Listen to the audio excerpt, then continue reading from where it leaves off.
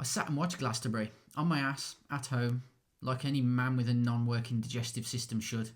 Wonderhorse, fucking awesome rock band. They've really grown on me since the release of The Rope.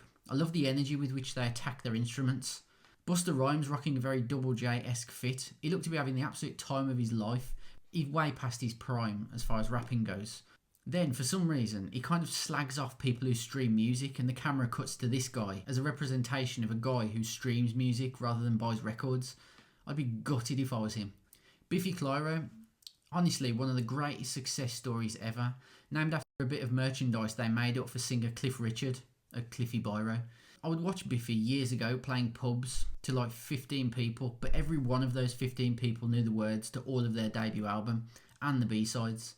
3 songs in and Simon Neil's top is off, as per usual. A lady from Wales live streamed Kneecap's set, so I'll just echo the sentiment here, in that censorship will never work if the message is strong enough. The next day I went into town and there was loads of kids decorating the streets. Bob Vylan got their visas revoked and then were dropped by their talent agency after their performance. I think Kneecap should just take them on tour, it'd sell out in seconds. I do find it quite funny that all eyes of the BBC were on Kneecap and then Bob slips right through the net with some of his comments. Nile Rodgers played that one riffy nose for over 60 minutes. Matty with a splendid fit here, shortly before changing into a Paul Smith suit for the second half of their set. So why are the 1975 headlining? One word, hits. Rod Stewart wore a nice green suit, no doubt in honour of Kneecap. Turnstile, fantastic achievement getting English people in the blistering heat to jump around for a prolonged period of time without having to hit the hands on knees pose. I'm a big fan of their more melodic moments. I'm less keen on their hardcore punk band playing on a Tuesday night in Digbeth to 4 people punk moments. Definitely a band with the best cardio of the weekend.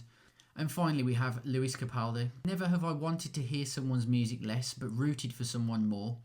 A few years ago, Lewis was involved in one of the most heartbreaking moments ever that made Liam feel real feelings. It was a moment when the audience had to sing his song for him, due to him being unable to.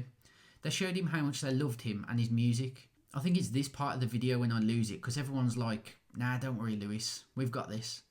And what a beautiful full circle moment it was this year when he returned and was able to sing Someone You Loved back at them.